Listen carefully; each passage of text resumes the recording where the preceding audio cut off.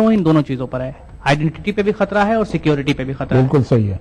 अब आप पहली बात तो ये करिए कि पहले तो आप सिक्योरिटी उनको दे दीजिए, जैसा कि अभी हमारी बहन ने बताया, गोली मार दी और कोई उसको ये पूछना नहीं गया कि वहां उस चीज को बीजेपी ना जाती है, ना कांग्रेस जाती है, ना कोई और पार्टी जाके उसको पूछ रही है क्या हो रहा है। अब पहले तो आप उस इशू पर डिबेट कर लीजिए। दूसरी चीज है आइडेंटिटी। अभी आपने कहा था अपनी डिबेट में फर्स्ट सेगमेंट में कि बाकी जो इलाके हैं अरुणाचल प्रदेश और यहाँ क्यों नहीं जो शादियां कर ले रहे हैं लोग जाके, तो वहां क्यों नहीं कर सकते या वहां क्यों नहीं बच सकते। तो उसमें एक चीज मेरा इख्तलाफ यह था कि वही एक ऐसा स्टेट है पूरे इंडिया में जो यूनाइटेड नेशंस में अभी उसका मामला चल रहा है और किसी भी स्टेट का नहीं चल रहा है।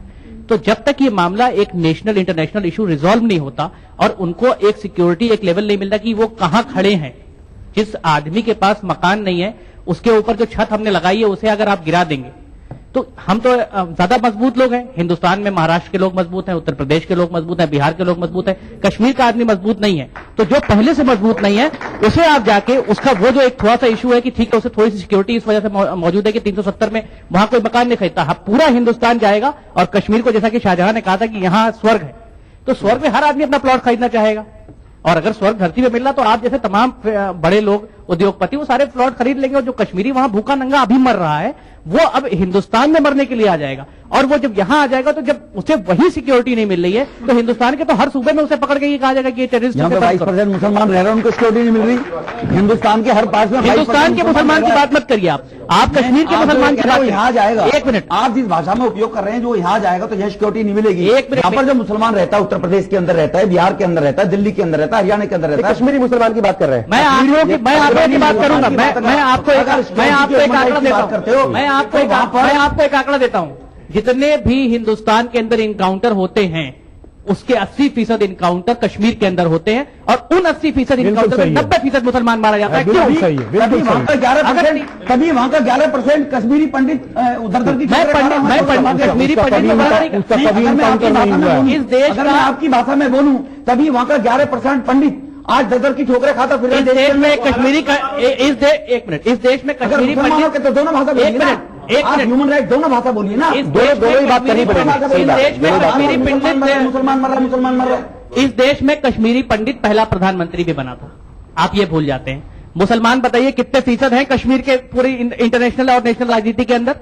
कभी जो वहां पर देखिए मुसलमान और हिंदू में बाइफरकेट करके बात मत वहां पर इलेक्टेड जब इलेक्शन आता है, की बात नहीं है, जब इलेक्शन आता है हक की बात है, हिंदू मुस्लिम की बात नहीं है। मैं अवाम की बात कर रहा हूँ। जब इलेक्शन आता है, जब इलेक्शन आपने मुसलमान अच्छा या तो बहस कर लीजिए या तो बात रख लीजिए। बात करनी है हमें, असल में बहस नहीं करनी, अपनी बात। सिक्योरिटी का जो इशू है, हिंदू मुस्लिम की बात ना, मैं क्या कह रहा हूँ, सिक्योरिटी का जो इशू है आपके कश्मीरी पंडित के लिए भी, मुसलमान के लिए, जो कश्मीर में रह रहा है उसके लिए 370 किसके लिए लागू है? सारे कश्मीरियों के लिए। बिल्कुल। ये कहा गया है कि ये इसके लिए लागू है, इस फिरके के लिए नहीं लागू है? कश्मीर में कश्मीरी लोग अपने हक के लिए आवाज उठाते हैं और मारे जाते हैं तो उनको अलगाववादी कहा जाता है। ऐसा नहीं है, हो सकता है आप ठीक होंगे अपनी जगह पे, बिल्कुल कहा जाता है। लेकिन अदर स्टेट में अगर कोई अपने हक के लिए उठाते हैं तो उनको अलगाववादी नहीं, नक्सलवाद कहा जाता है। क्यों नहीं? लेकिन अगर आसाम की बात करें और मणिपुर की बात करें, वहां भी अलगाववादी कहा जाता है। ऐसी बात तो नहीं है, उनको भी अलगाववादी कहा जाता है। नहीं, वो उन लोगों ने अपना नाम रखा होता है, मणिपुर में होता है, नहीं, आप गलत, उनको भी अलगाववाद कहा जाता है, लेकिन उन लोगों ने अपना नाम नक्सलाइट रखा हुआ है और उनका खुद का जीवन नाम। और जब पंजाब के अंदर जब पंजाब में हुआ वहां भी आतंकवाद कहा गया, वहां भी अलगाववाद कहा गया। पंजाब के अंदर मूवमेंट चला था, आतंकवादी कहा गया था। उनको भी अलगाववाद कहा जाता है, असम में भी अलगाववाद कहा जाता है, हर जगह, लेकिन ये उनका अपना नाम दिया हुआ। अच्छा ठीक है, अब जो है हम इनकी तरफ आते हैं। ठीक है, वो चूंकि बहस ज्यादा हो जाएगी और वक्त भी जो है वो बहुत कम है और हम क्या इधर उधर ज्यादा भटक रहे हैं। हम आर्टिकल 370 की बात कर रहे हैं, उसके ऊपर बहस की बात कर रहे हैं। छोटा सा ये जो एक जगह है और हमें बहुत ज्यादा जानकारी भी हम कह रहे हैं अपने हिसाब से, चूंकि मेरा ताल्लुक तो कश्मीर से नहीं है, आप ज्यादा दुख दर्द को समझते होंगे, वहां की जरूरियात क्या है उनको समझते होंगे। ये सवाल मेरा आपसे है कि अब क्या होना चाहिए? क्या इस तरह के इश्यूज के ऊपर बात नहीं करके जो असल इशू है, जो रियल इश्यूज हैं, उनके ऊपर ज्यादा फोकस करना चाहिए? असल इशू पे ही फोकस करना चाहिए और वहां पे मुसलमान हो या हिंदू हो या कश्मीरी पंडित हो, अगर कश्मीरी पंडित को भी कोई तकलीफ है, वायलेशन है, तो उसको भी एड्रेस करना चाहिए। बिल्कुल सही है। और सबसे जरूरी चीज ये है कि वहां पे जो माहौल को जो है ठीक किया जाए और माहौल को ठीक करने के लिए जो भी स्टेप्स एंड एक्शंस हैं वो लिए जाएं। और इस सब के पहले जो है हम अपने कश्मीरी भाइयों और बहनों से पूछें वहाँ के अपने हिंदू भाइयों से पूछें, मुसलमान भाइयों से पूछें, जो कश्मीरी हैं, हिंदू हो मुसलमान हो, सब अपने आप के लिए कश्मीरियत इस्तेमाल करते हैं। जो कश्मीरी पंडित हैं वो भी कश्मीरियत लफ्ज इस्तेमाल करते हैं। तो उनसे हम पूछें कि भाई आपको क्या तकलीफ है, आप क्या चाहते हो। मेरा अपना ये मानना है कि जब हम कश्मीर को अपनाते हैं, पाकिस्तान की क्या हिम्मत है कि वो कश्मीर को लेगा, वो तो कभी नहीं हो पाएगा। हिंदुस्तान के मुकाबले में पाकिस्तान एक बहुत छोटा मुल्क है, उसकी हिम्मत नहीं है। तो हम जब जो है कश्मीरियों को अपना लेंगे, जब उनके दुख दर्द को हम बांटेंगे, तो मुझे उम्मीद है कि एक ऐसा वक्त आएगा कि कश्मीरी खुद कहेंगे कि आर्टिकल 370 को हटा दो। दोनों तरफ से शुरुआत होनी चाहिए। ये जो पहल है, क्या कहेंगे सब? अब देखो ये तो चूंकि आपकी पार्टी का तो स्टैंड है, मेरा ख्याल कि आप उससे आगे पीछे तो होंगे नहीं। देखो कश्मीर मेरा इंडिविजुअल मत भी है, मेरी पार्टी का स्टैंड नहीं, मेरा इंडिविजुअल मत भी है जी। जो कश्मीर के अंदर चुनी हुई सरकारें बनती है, सरकार चुनी हुई बनती है, उनकी मॉरल ड्यूटी बनती है, उनका दायित्व बनता है कि वो वहां के लोगों को सिक्योरिटी मुहैया कराएं, वो चाहे हिंदू हो चाहे मुसलमान हो। और वहां पर अमन चैन अगर लाने का काम पड़ता है तो वहां की स्टेट गवर्नमेंट को है। और वो स्टेट गवर्नमेंट को जितना पैसा स्पेशल पैकेज के अंदर चाहिए होता है, भारत के एक बड़े बजट का हिस्सा, जो पूरे भारत में जितना बजट लगता है उसका 33% पैसा वहां डेवलपमेंट के लिए स्टेट गवर्नमेंट को दिया जाता है सेंटर की तरफ से। और वो कभी ये नहीं सोचते या कभी ये नहीं बोलते कि हिंदुस्तान के अन्य भागों में जमा करने वाला टैक्स व्यक्ति, टैक्स पेयर, जो अपनी कष्ट कमाई के पैसे को सरकार में टैक्स के रूप में देता है, उसका 33% पैसा कश्मीरी भाइयों के विकास के लिए वो अपने खून पसीने की कमाई को भेज रहा है। ये भी उनको याद करना चाहिए जी। बिल्कुल। तो इसलिए वहां की स्टेट गवर्नमेंट की ड्यूटी बनती है वहां पर ये सारी फैसिलिटी प्रोवाइड कराने का जी। बिल्कुल। क्या कहेंगे आखिर में, क्या कुछ होना चाहिए? फिर मैं एक ही बात मैं कहना चाहता हूं कि कश्मीर और कश्मीरियों को एक मौका देना चाहिए कि वहां पीस रिस्टोर हो, और पीस को एक मौका मिलना चाहिए। उसमें सिर्फ भारत सरकार या भारत के कुछ और पॉलिटिकल तत्व या ऑर्गेनाइजेशंस से भी अपील करेंगे, मगर मेनली पाकिस्तान जो मेन इंस्ट्रूमेंट है अलगाववाद का, उग्रवाद का, वहां जिससे तबाही हो गई है, पाकिस्तान को भी चाहिए कि एक मौका कश्मीरियों को दे ताकि वो अपना पीस रिस्टोर करे और पीसफुल लाइफ अपनी रिस्टोर करे। जी बिल्कुल। आप सब लोग आपका बहुत बहुत शुक्रिया। जाहिर है सारे जहां से अच्छा हिंदुस्तान हमारा, हम बुलबुलें हैं इसकी, ये गुलसितां हमारा। हिंदुस्तान के सर का ताज है जम्मू कश्मीर। जो कुछ भी हो वो कश्मीरियों के लिए हो, कश्मीर के लिए हो और हिंदुस्तान के लिए बेहतर हो। आप सबका बहुत बहुत शुक्रिया। खुदा हाफिज।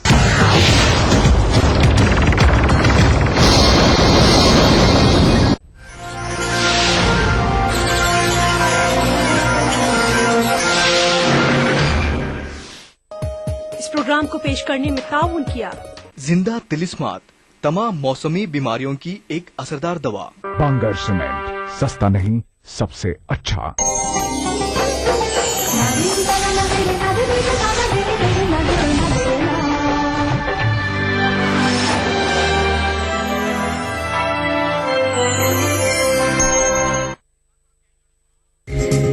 ईटीवी उर्दू पर अगला प्रोग्राम।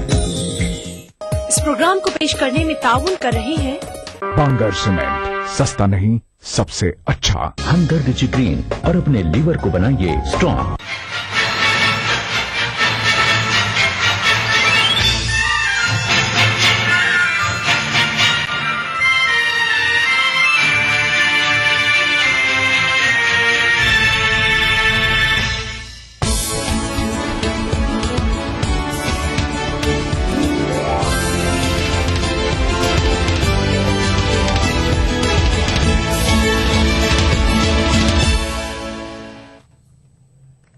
नाज़नादार 9 PM बुलेटिन के साथ मैं हूं हिना। सबसे पहले हेडलाइंस। एआईसीसी इजलास से राहुल गांधी की पुरजोश तकरीर, अपोजिशन को जमकर खींचा, आम चुनाव में जीत का किया दावा। सब्सिडी वाले सिलेंडरों की तादाद होगी 9 से 12, राहुल गांधी की वज़ीर-ए-आज़म से अपील के बाद हुकूमत का फैसला। मुजफ्फरनगर फसाद मुतासरा खवातीन की इज्तिमाई आबरूरेजी का मामला, सुप्रीम कोर्ट ने यूपी हुकूमत से मांगा जवाब। दिल्ली हुकूमत के हवाले की जाए दिल्ली पुलिस की कमान, वज़ीर आला केजरीवाल का वज़ीर दाखिला से मुतालबा। और बागियाना तेवर दिखाने वाले रुकने असेंबली बिन्नी से आपने किया जवाब तलब, सनीचर की शाम तक जवाब देने को कहा।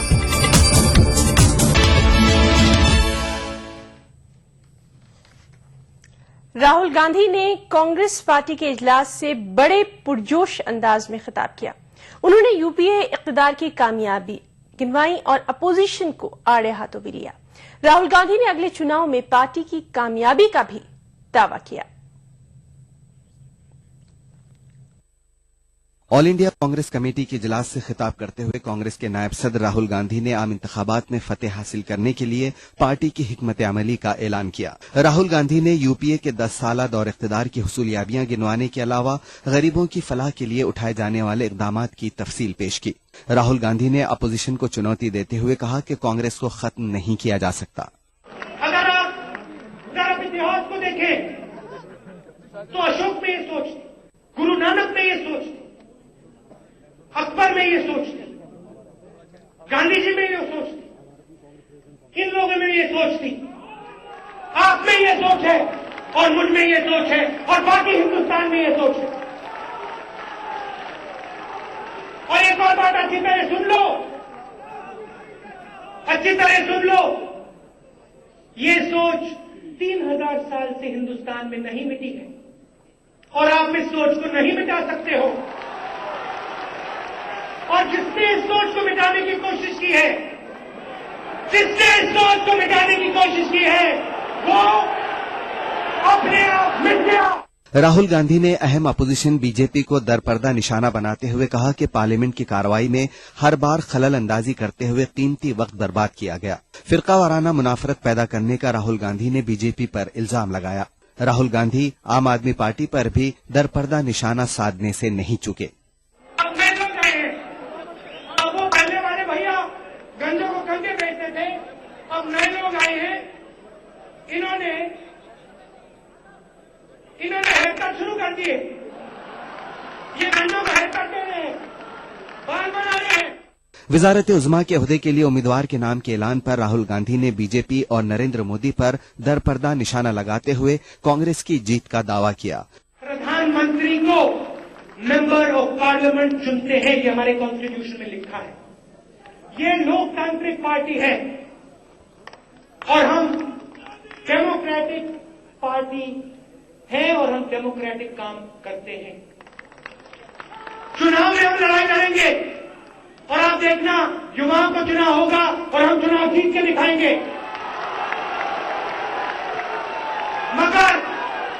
मगर कांग्रेस पार्टी के प्रधानमंत्री को कॉन्स्टिट्यूशन के मुताबिक हमारे मेंबर ऑफ पार्लियामेंट चुनेंगे।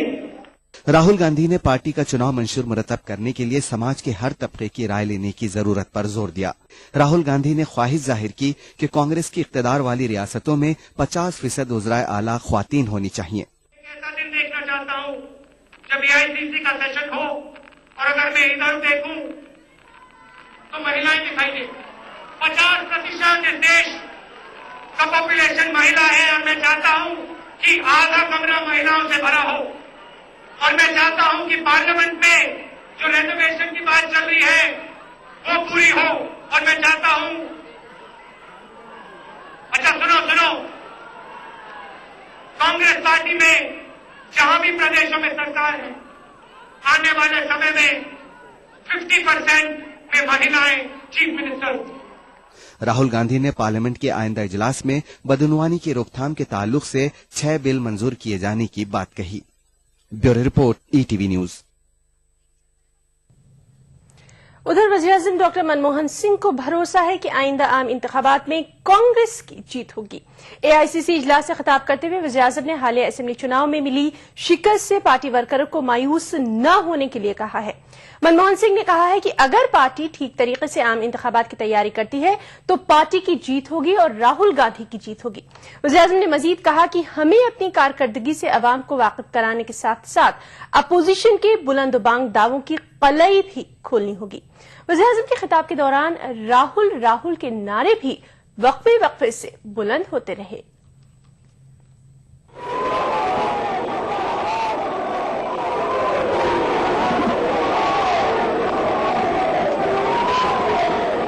वजह नहीं है कि हम इससे हिम्मत हार जाए।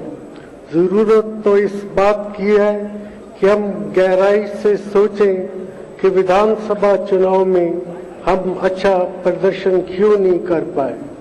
और चुनाव की हमारी तैयारी में क्या कमियां रह गई थी। ऐसा करके ही हम चुनाव के लिए एक कारगर नीति बना पाएंगे। मुझे इस बात में कोई शक नहीं है कि अगर हम 2014 के आम चुनाव के लिए ठीक से तैयारी करते हैं और अपनी सरकार के काम के बारे में जनता को सही जानकारी देते हैं तो आम चुनाव में हमारी जीत होगी, राहुल जी की जीत होगी। लोगों को ये भी समझाना होगा कि जो बहुत बड़े दावे कुछ विपक्षी दल कर रहे हैं उन्हें पूरा करना मुमकिन ही नहीं है। हम अपने आर्थिक विकास को फिर से तेज करने की पूरी कोशिश कर रहे हैं और हमारा पूरा विश्वास है कि हम कामयाब भी होंगे। मेरा मानना है कि हमें अपनी सफलताओं के लिए जितनी श्रेय मिलना चाहिए उतना नहीं मिल पाया। इसकी वजह यह है कि पिछले 10 सालों में तेज आर्थिक विकास, सामाजिक बदलाव और राजनीतिक सशक्तिकरण के कारण हमारे नौजवानों में नई उम्मीदें पैदा हुई हैं। मैं यहाँ ये भी कहना चाहूंगा कि हमसे कुछ गलतियां भी हुई हैं, लेकिन हमने हमेशा अपनी गलतियों को सुधारने और उनसे सीख लेने की कोशिश की है। हमारी नीयत हमेशा साफ रही है।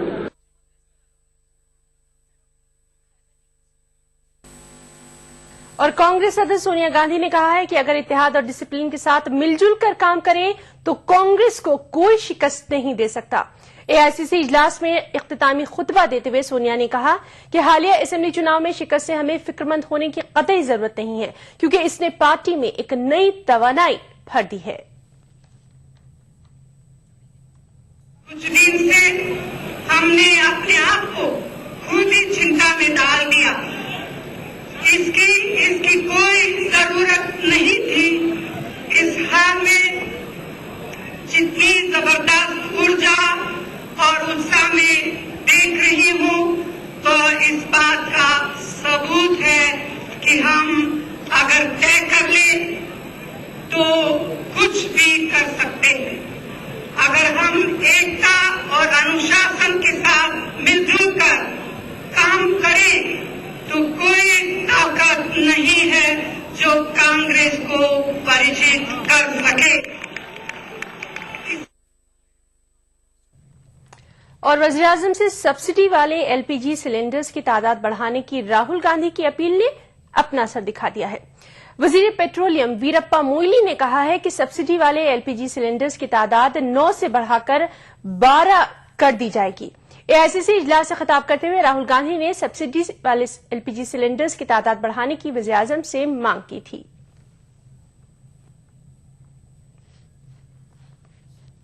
जो मैं प्रधानमंत्री से कहना चाहता हूं, मैं जानता हूं कि ये बात आपके दिलों में है और इस देश की महिलाओं के दिलों में। आप जानते हो किसके लिए कैसे इसकी बात कर रहे हैं। प्रधानमंत्री जी 9 सिलेंडर के बाद नहीं बन रही। प्रधानमंत्री जी 12 सिलेंडर चाहिए हमें 12 सिलेंडर चाहिए। कांग्रेस पार्टी को 12 सिलेंडर चाहिए।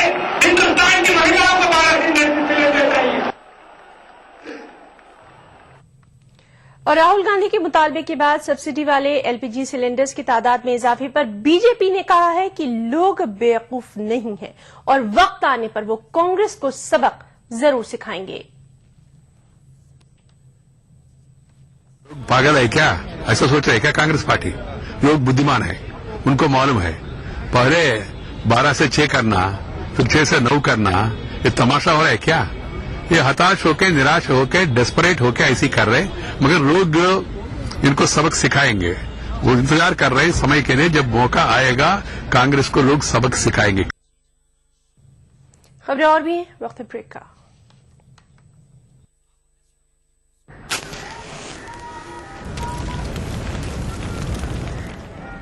बीड़ी सिगरेट का हर कश आपके लिए नुकसानदेह है। यह आपके दिल तक खून ले जाने वाली खुसूसी शरीयान है। तंबाकू नोशी से इसमें चिपचिपाहट आ जाती है, जिससे इसमें जहरीला मादा जमा हो जाता है। इतना एक तंबाकूनोश की शरीयान में पाया गया है। उम्र 32 साल। बीड़ी सिगरेट का हर कश आपके लिए नुकसानदेह है। ये सारे घर ईएमआई प्रूफ हैं। ईएमआई प्रूफ का मतलब ईएमआई के बाद जब घर आपका हो जाता है तब भी घर रहेगा मजबूत, नए जैसा। और घरों को ईएमआई प्रूफ बनाने के लिए हम जैसे इंजीनियर्स को चाहिए ताकत। UltraTech cement, the engineers choice, क्योंकि इस सीमेंट में जान है। जोड़ों का दर्द और मांसपेशियों में कमजोरी, ये सब है तो नूरानी तेल भी तो है। ढक्कन पर नैनी का मशहूर और इक्को ट्रेडमार्क देखकर ही खरीद। वाह से वाह, क्या बात है। 4, 5, 6 पंजे 30। दिमाग का हवाई जहाज है तेरा। ना रॉकेट। हाँ रॉकेट। राकेट जी कहाँ? अम्मा खेत में आई है। जा रख ले। मुन्नी बीमार जो होने वाली है। बीमार? खुले में पखाना करेगी, उस पर मंडराएंगी मक्खियाँ। फिर वही मक्खियाँ तेरे बनाए खाने को आलूदा करेंगी और मुन्नी को बीमार। घर में बैतुल खला बनवा और इस्तेमाल कर। शुरू करे निर्मल भारत तहरीक। जहाँ सोच वहाँ बैतुल खला।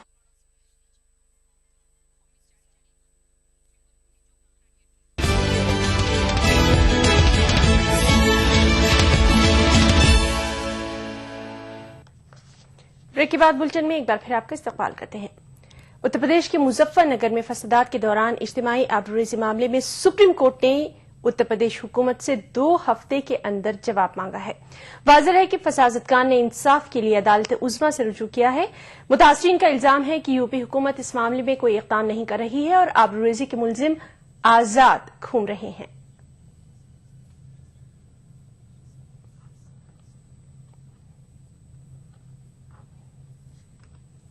दिल्ली के वज़ीर आला अरविंद केजरीवाल ने दिल्ली पुलिस को रियासती हुकूमत के कंट्रोल में देने का मुतालबा किया है।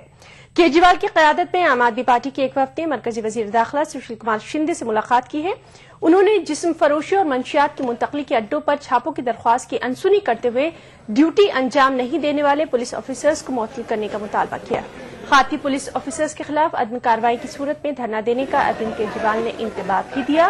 उधर कांग्रेस और बीजेपी ने दिल्ली पुलिस पर बेजा दबाव डालने का आम आदमी पार्टी पर इल्जाम लगाया है।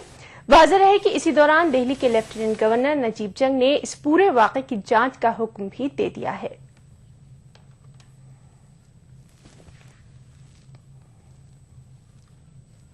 हमने होम मिनिस्टर साहब से रिक्वेस्ट किया है कि दिल्ली पुलिस को दिल्ली सरकार के हवाले होना चाहिए, उसके अंडर में होना चाहिए, क्योंकि दिल्ली में लॉ एंड ऑर्डर बहुत बड़ा मुद्दा बना हुआ है और केंद्र सरकार के लिए अभी ये ऑलमोस्ट इम्पॉसिबल है कि पूरे देश को देखते देखते दिल्ली के लॉ एंड ऑर्डर को भी उस तरह से निटिग्रिटी में जाके देखना। और दिल्ली में जिस तरह से क्राइम का रेट बढ़ रहा है, इसलिए जरूरी हो जाता है कि दिल्ली की जो चुनी हुई सरकार है, दिल्ली पुलिस उसके अंडर में काम करे। आम आदमी पार्टी ने अपने बागी रुकने असेंबली विनोद कुमार बिन्नी को वजह बताओ नोटिस दिया है। जवाब दाखिल करने के लिए विनोद कुमार को हफ्ते की शाम 5 बजे तक का वक्त भी दिया गया है। दिल्ली के लक्ष्मी नगर के एमएलए ने अरविंद केजरीवाल की क़यादत वाली दिल्ली हुकूमत पर अवाम से किए गए वादों से इनहिराफ का इल्जाम लगाया है। आम आदमी पार्टी के लीडरों ने कहा है कि विनोद कुमार के खिलाफ तादीबी कार्रवाई के अलावा और कोई चारा नहीं है।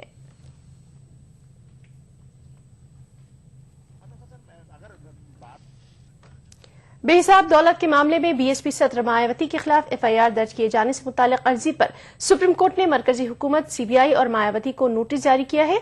मायावती के खिलाफ तकनीकी बुनियाद पर एफआईआर खारिज करने के अपने फैसले का हवाला देते हुए सुप्रीम कोर्ट ने कहा है कि उसे तवक्को है कि सीबीआई मुनासिब सलाह मशवरा करेगी और मायावती के खिलाफ कार्रवाई करेगी। अदालत ने सीबीआई और मायावती को अपना जवाब दाखिल करने के लिए 4 हफ्तों की मोहलत भी दी है। संक्रांति की छुट्टियों के बाद आंध्र प्रदेश कानून साज असेंबली का इजलास फिर से शुरू हो गया। मुत्तहिदा रियासत के हक में करारदाद और वोटिंग का मुतालबा करते हुए वाईएसआर कांग्रेस ने ऐवान का बाइकआउट किया, जबकि कांग्रेस और तेलुगु देशम अरकान के दरमियान जबरदस्त नोकझोंक भी देखी गई। आंध्र प्रदेश कानून साज असेंबली की कार्रवाई शुरू होते ही स्पीकर एन मनोहर ने अपोजिशन पार्टियों की जानिब से पेश करदा तहरीक इल्तवा की नोटिसों को मुस्तरद कर दिया। ऐवान में मुत्तहदा रियासत और तेलंगाना की हिमायत में शदीद शोरगुल देखा गया। स्पीकर ने हंगामा आराई को देखते हुए ऐवान की कार्रवाई को आधे घंटे के लिए मुलतवी कर दिया।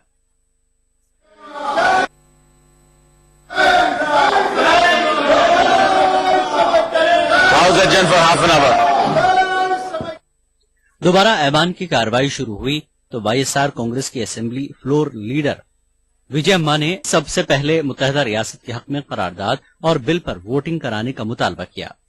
स्पीकर की जानिब से उनके मुतालबे को न मानने पर वाईएसआर कांग्रेस के अरकान ने ऐवान से वॉकआउट किया।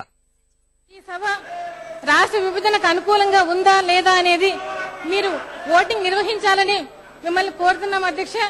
మా అభిప్రాయాన్ని మీరు చెప్పమన్నప్పుడు మేము మా ఎమ్మెల్యేలు వచ్చి అభిప్రాయం చెప్తారు అధ్యక్ష।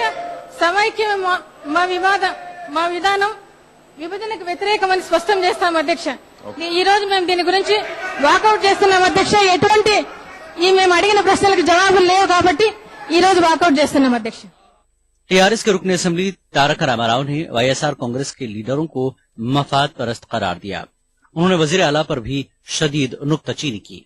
రాజశేఖర్ రెడ్డి గారు శాసనసభ వేదికగా చేసిన ప్రకటన ఇది అధ్యక్ష। తెలంగాణకు ఓకే అంటూ ముఖ్యమంత్రి హోదాలో రాజశేఖర్ రెడ్డి గారు శాసనసభ వేదికగా చేసిన ప్రకటన కాబట్టి అసంబద్ధంగా మాట్లాడే ముందు వైఎస్ఆర్ కాంగ్రెస్ పార్టీ గనక ఈ విషయాలు తెలుసుకొని మాట్లాడితే మంచిది అధ్యక్ష। ఇంకో మాట కూడా ఈ సందర్భంగా నేను వారికి గుర్తు చేస్తా ఉన్నా అధ్యక్ష। ఒక శాసనసభనే కాదు బయట ఎన్నికల ప్రచార సరళిలో రాజశేఖర రెడ్డి గారు మాతోనే తెలంగాణ అంటూ సోనియా ద్వారానే పరిష్కారం అంటూ కేంద్ర ప్రభుత్వం ఏ నిర్ణయం తీసుకున్నా సమ్మతిస్తానని ఒకటికి పలుమార్లు చెప్పారు అధ్యక్ష। కాబట్టి ఈ రోజు విజయమ్మ గారు మాట్లాడిన మాటలు అవకాశవాద రాజకీయానికి పరాకాష్ఠగా కూడా చెప్తూ ఒకవేళ రాజశేఖర రెడ్డి గారికి నిజమైన వారసులే అయితే వైఎస్ఆర్ కాంగ్రెస్ పార్టీ వారు ఖచ్చితంగా ఈ రోజు రాజశేఖర రెడ్డి గారి ఆశయం నెరవేరుతున్నందుకు సంతోషించాలి। वजीर आला ने पार्टी हाईकमान के फैसले का एहतराम करने की बात कही थी, ताहम उन्होंने कहा कि वो क्यों इस बिल की मुखालफत कर रहे हैं इस बारे में जरूर ऐवान को बताएंगे। वजीर आला ने कहा कि रियासत की तकसीम से तेलंगाना को भी शदीद नुकसान होगा। హౌస్ కు చెప్పాను నేను మాట్లాడేటప్పుడు మా హైకమాండ్ తీసుకున్న నిర్ణయానికి నేను భిన్నంగా వ్యతిరేకంగా ఎందుకున్నాను కూడా ఈ హౌస్ కు చెప్తానన్నాడు। సో నేను మా హైకమాండ్ నిర్ణయాన్ని నేను పాటిస్తానని చెప్పిన మాట వాస్తవమే, పబ్లిక్ మీటింగ్ లో చెప్పాను ఇక్కడ కూడా। కానీ అది హేతుబద్ధంగా లేదు సక్రంగా లేదు అనే ఈ హౌస్ లో చెప్పిన తర్వాత నేను ఎందుకు విభేదిస్తున్నాను ఆ నిర్ణయాన్ని కానీ ఈ హౌస్ కు చెప్తాను, ప్రజలకు చెప్తాను। మీ దగ్గర నుంచి నేను సూత్రాలు గాని లేక నీతి వాక్యాలు నేర్చుకోవాల్సిన అవసరం లేదు। నేను మాట్లాడేటప్పుడు స్పష్టంగా చెప్తాను ఎందుకు వ్యతిరేకము, తెలంగాణకి ఏమి నష్టం జరుగుతుంది, ప్రజలకు ఏమి నష్టం జరుగుతుంది హౌస్ లో స్పష్టంగా చెప్తాను। చెప్పిన తర్వాత మీరు మీ రియాక్షన్ ఏ విధంగా ఉంటుంది, తెలంగాణకి ఏ సమాధానం చెప్తారు, తెలంగాణ ప్రజలకు జరిగే నష్టాన్ని ఏ విధంగా పూడుస్తారని మీరు చెప్పేదాన్ని బట్టి చూస్తాం। तेलुगु देशम पार्टी के रुकन असेंबली आर चंद्रशेखर रेड्डी और दीगर ने भी जुमे को ऐवान में चले मबाहिस में हिस्सा लिया। आर चंद्रशेखर रेड्डी ने कहा कि रियासत की हुकूमत को इख्तिदार पर रहने का अखलाकी हक हासिल नहीं है, क्योंकि कांग्रेस हुकूमत की जानिब से तैयार करदा बिल की खुद कांग्रेस के वुज़रा ही मुखालफत कर रहे हैं। ATV news Hyderabad. खबरें और भी हैं, वक्त ब्रेक का, ब्रेक के बाद चल लौटते हैं। चलो बेटा रास्ते में एटीएम पे रोक लेना। रुक यहाँ मैं 2 मिनट में आया। ये एटीएम कहाँ गया? भाई साहब यहाँ पे एक एटीएम हुआ करता था। भाई साहब एटीएम यहाँ से 5 किलोमीटर दूर है। 5 किलोमीटर? पता नहीं क्या चक्कर है। चलो बेटा तेरी माँ को फोन लगाता हूँ, पता तो लगाऊं तेरी मौसी की फ्लाइट कितने बजे की। जी। अरे पेजर मोबाइल कहाँ गया? मोबाइल फ्लाईओवर ले ले जल्दी कर।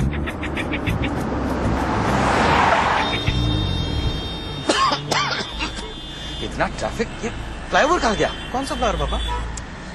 चल मेट्रो लेते। अरे ये मेट्रो कहाँ गई? मेट्रो? चलो। अरे भाई साहब यहाँ पे एक एयरपोर्ट होता था, एयरपोर्ट बावड़ा हो गया क्या था वो? एयरपोर्ट यहाँ? पापा को हो क्या गया है? अरे यार हेलो सुनो, वो नया वाला एयरपोर्ट तो यहाँ पे है ही नहीं। एयरपोर्ट नहीं है मतलब नींद में हो क्या तुम? उठो उठो उठो, एयरपोर्ट नहीं जाना। हाँ, airport, metros, ATMs, banks, express